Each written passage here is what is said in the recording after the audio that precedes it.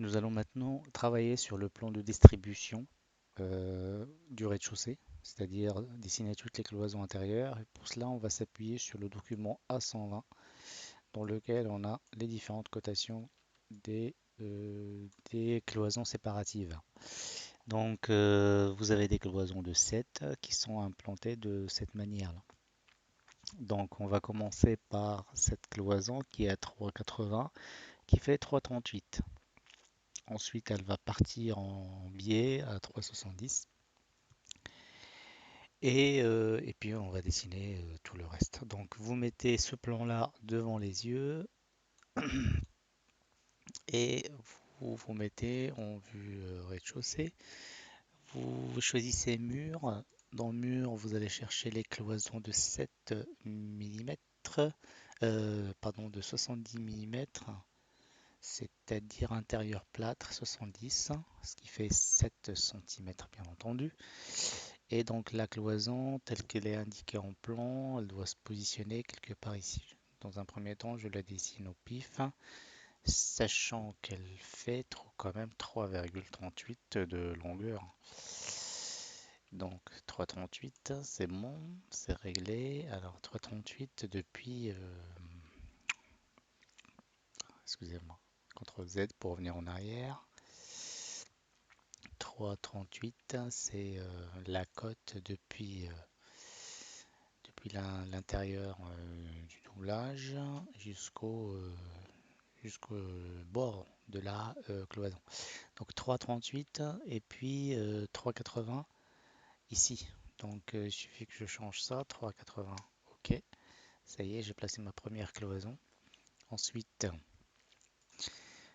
vous allez venir dessiner une cloison, même si elle n'existe pas pour l'instant de cette manière, telle que je vais la dessiner, qui vient buter contre ce mur de cette manière-là, c'est-à-dire vous la laissez à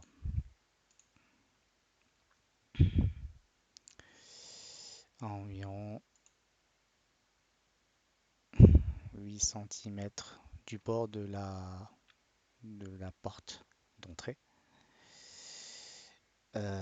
Pourquoi je vous dis ça? C'est parce qu'en regardant les plans, je n'ai pas de cote précise sur laquelle je peux m'appuyer pour dessiner ce mur incliné.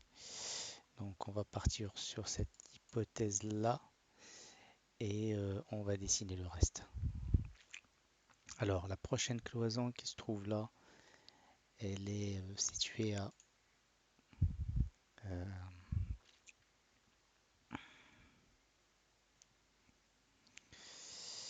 1,67.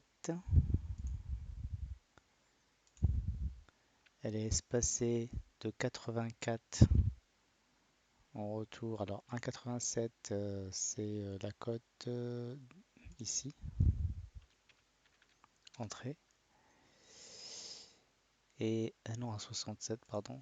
1,67 et puis donc en fait cette cloison est décalée. Donc je vais utiliser la fonction décaler. Je vais la copier ici en la décalant de. Alors pour décaler, j'utilise cette icône là. Je tape un décalage de 0,84.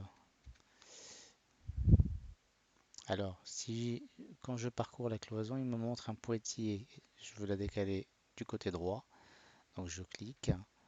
Et après, si je veux arrêter cette cloison qui fait un retour comme ça, je choisis la fonction qui s'appelle ajuster. Voilà.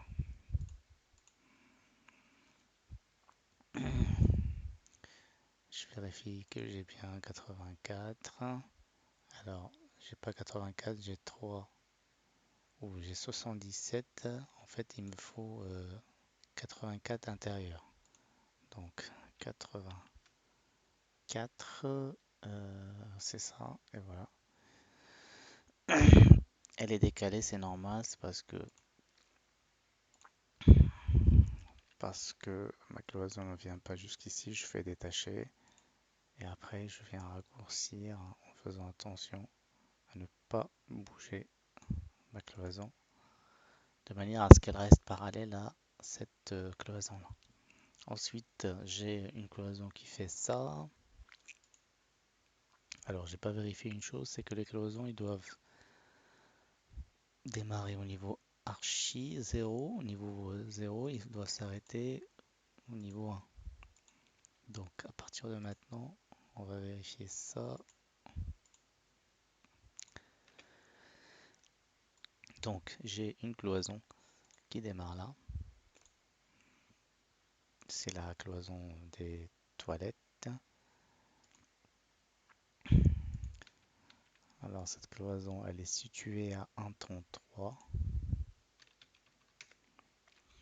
et celle-là, elle est à 2,80.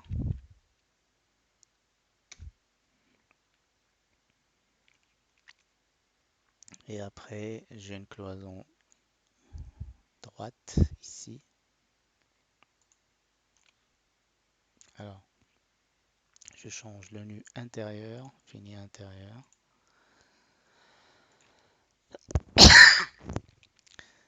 Et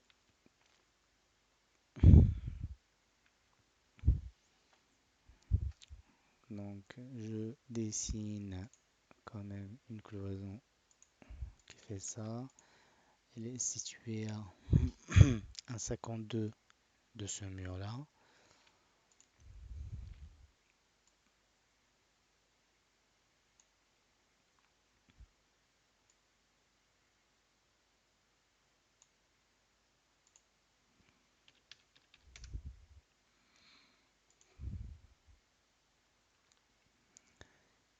Et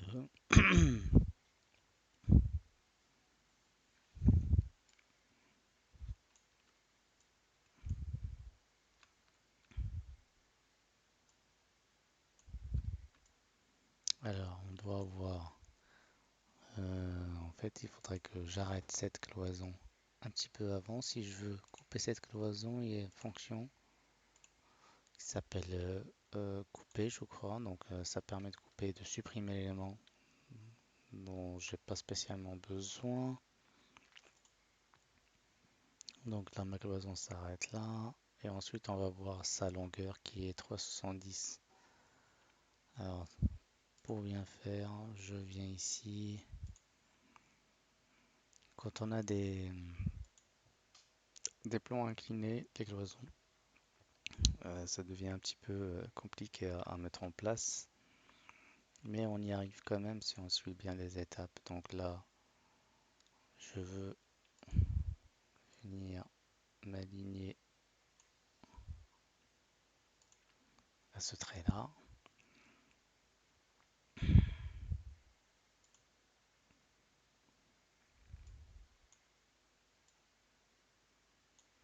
Je décale ma fenêtre pour que je puisse voir le plan PDF.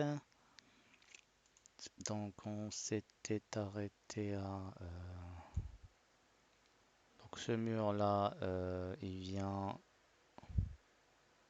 Il se prolonge.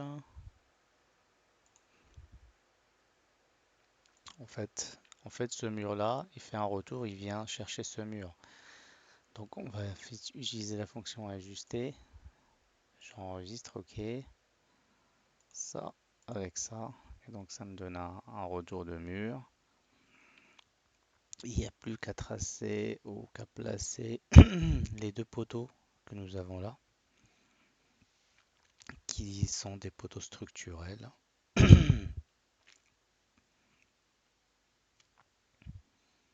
Et qui sont dans le prolongement, enfin on va dessiner ce mur-là, qui est adjacent à la cloison qui se trouve là. Donc on va dessiner donc, un poteau. Le poteau il doit faire 20 cm. Donc architecture mur, on est à mur architectural. Ensuite on va aller chercher mur en BA de 20. Je dessine un premier mur, je l'implante comme ça. Et après, je vais essayer de trouver le bon endroit par rapport aux côtes. Et donc, ce poteau-là, il est situé dans le prolongement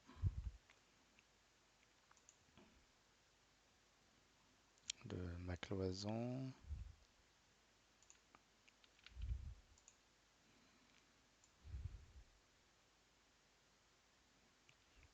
Non, il ne faut pas le faire comme ça. Donc, on va dessiner une ligne qui suit ce mur, sur laquelle on va venir dessiner par-dessus le poteau, qui doit être à peu près quelque part ici,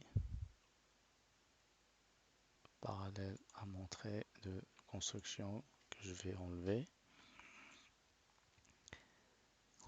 Et puis après, je dessine la cloison. Je vais dessiner la cloison qui va venir s'appuyer dessus. Alors, non, tac.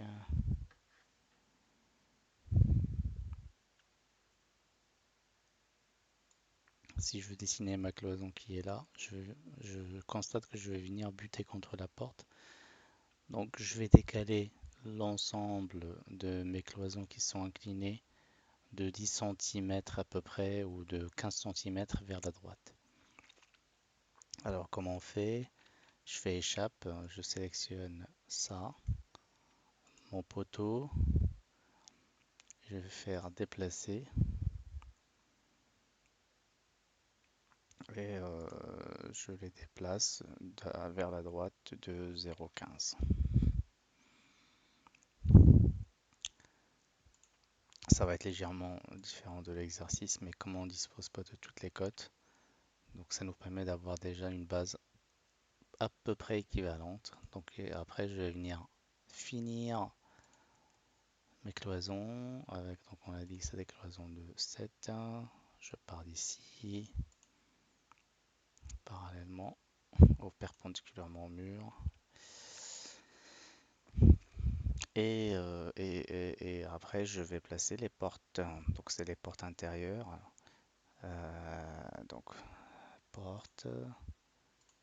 Je prends des portes de 70 intérieures ou de 84.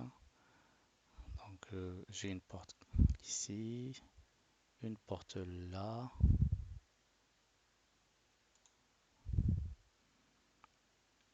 Et ensuite,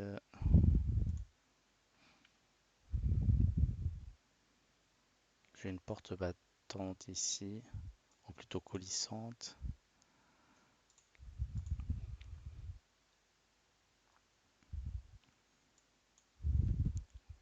dans la salle de bain.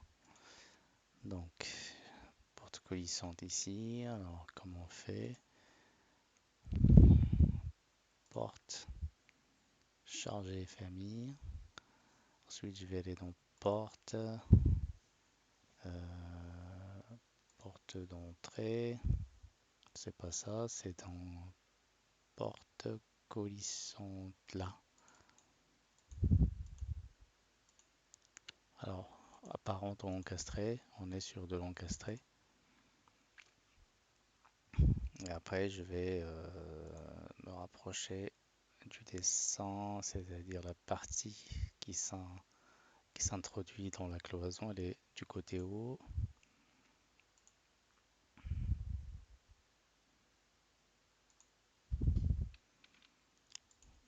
Je l'ai inversé, donc je peux toujours rattraper le coup et puis je la place à peu près à l'endroit. Voilà pour le plan de distribution du rez-de-chaussée.